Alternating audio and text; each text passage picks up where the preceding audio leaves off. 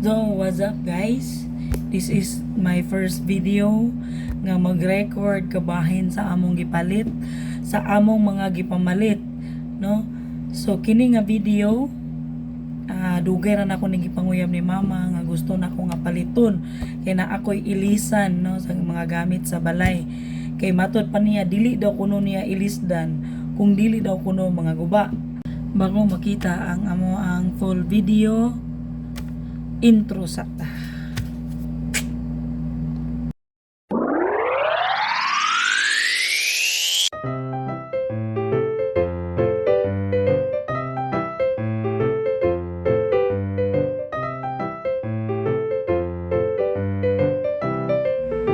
So, nakita ninyo guys nga ready na ko, no?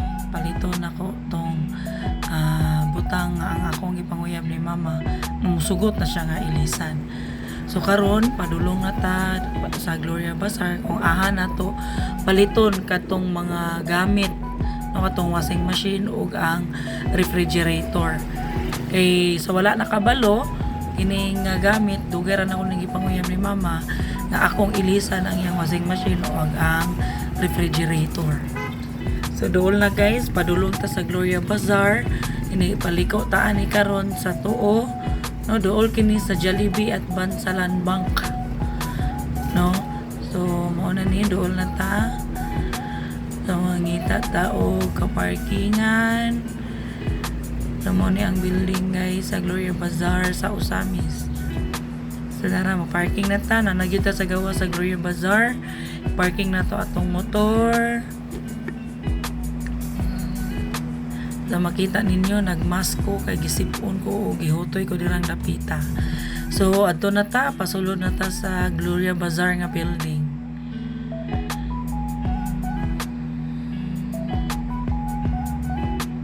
Kinining lahos na ko diretso dito sa washing machine nga ang ako ang gitarget nga paliton ug ang refrigerator.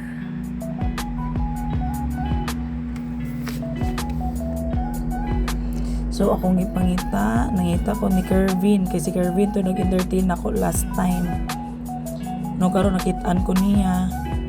Ano istoryahan na mi kadyot, iya na pugong gidala dito sa washing machine na ako ang gusto. So mauni katong kundura nga 7.5 kg ni siya. So matod pa niya nada ko ni pakaping nga liquid soap, no, nga Breeze. So kamo guys, kung gusto mo palit og mga gamit diri sa Gloria Bazaar, kung diri nga dapit sa mga freezer, sa mga washing machine, pwede ninyo pangitaon si Kervin or si John Mark, kay kani sila ang nag-entertain sa kuha, no, gina-explain nila kung unsay mga gamit, unsay angay dili buhaton ana nga gamit, kay para maka-aware pud ta sa atong mga gipamalit ng mga angay buhaton. Kasi kaya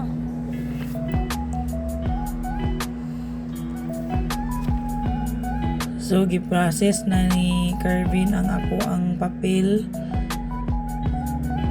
So, ako po sige po ko tanaw na yung refrigerator nga ako apong usa nga gipalit. So, mauni ila ang sulod sa ilang building, no, sa mga gusto mamalit. Naadirita na naapo ni siya second floor. So, karon na niya na ta sa cashier, gipalingkod ta niya diri kay para ma-ready na ang ato ang papel, no, sa washing machine o sa refrigerator. So nag-istorya si Kervin diri di. Purok. Hi guys, so nata diri karon sa Gloria Bazaar guys, yung mga mapalito ka ng washing machine na automatic o refrigerator na dako sa Samsung. Yung kondura ng washing machine. Let's go. So while gisulat ko, record ko siya, sige siya entertain, siya istorya sa ako sa angay na akong mga buhaton. So matod pa niya iaarad ako nung tiwasan og explain sa kuha, mahuman ko og fill up, mahuman sad ko og bayad after makuha na ko ang mga resibo. Kini ang gipasulat sa kuha para hatod ang ako ang mga gipamalit kay free delivery raman daw kay duol ra. So muna yang gipasulat akong contact number, ang akong address, then magsulat pa daw kuno ko og mapa para dali ra daw kuno matrikula lang ako ang balay. So muna karon iya ang gisulat para igo na lang daw ko mo pirma. Ana nga time ako gyud siyang gipangutana kung unsa gyud ang iyaang pangalan kay sige ming gitabi kada balik na ko siya gyud ang mag-entertain. So, naglingkod na ko ay nanay niyo panumbalingan ako ang bilbil dira.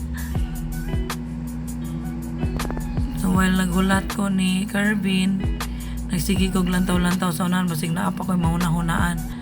Pero ako pong giunahuna no ang budget. Wala na day ko'y budget. So gani gitawag na ko sa cashier. Gitotal na ni Kirby ang ako ang mga bayro nun. So akong gibutang akong kamera sa kilid kay para kunuhay nga maapil ko sa video.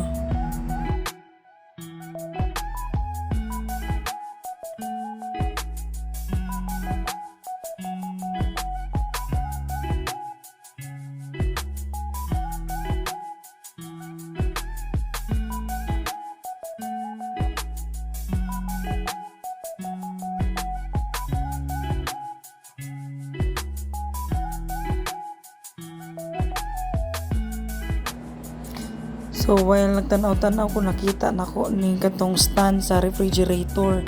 So kuha na lang yung giapilan para hinig panghinlo dili pon mahago og aswat-aswat sa ref kay igo na lang yun siya ituklod-tuklod. Iirog-irog kay naa may ligid ang katong stand. So kato din gataod sa stand sa Janmar da ito mato kong giingon ganina kauban kang Kervin. So mao na ni ang washing machine giandam na gipaduol na diri dool sa outlet. So kani ang stand sa ref gi-plaster na ni Kervin para daw kuno nga nag-abot sa balay igo na lang gyud nako i-plaster ang ref inigatod nila. So while gahulat ani gitawag sad ko ni Kervin para i-explain unsaon paggamit ang washing Sige po machine. si ma'am. Nani? Oh, yan na. Good. Diretso na. Tampangan lang nila. Yan na lang. Kung dili ingana, Hindi na. Palitan ninyo. Barato naman ito. 100 ka pin. Last day. so as you can see, ako ang gi-fast forward ang ako ang video. Okay, medyo taas-taas yun ang pag-explain ni Kervin. Kaya na ay mga do's and don'ts ngaya ang gipang explain sa ako Ano, maayo kay si Kervin kay gipa-explain yun niya og ayo sa mga angay buhaton yun. Bisan pagkapila ko gabalik-balik, mura gihapon ang yang gina-explain sa ako Bisag wala pa'y kasiguruhan nga ang kanang nga kliyente o palit ba o dili.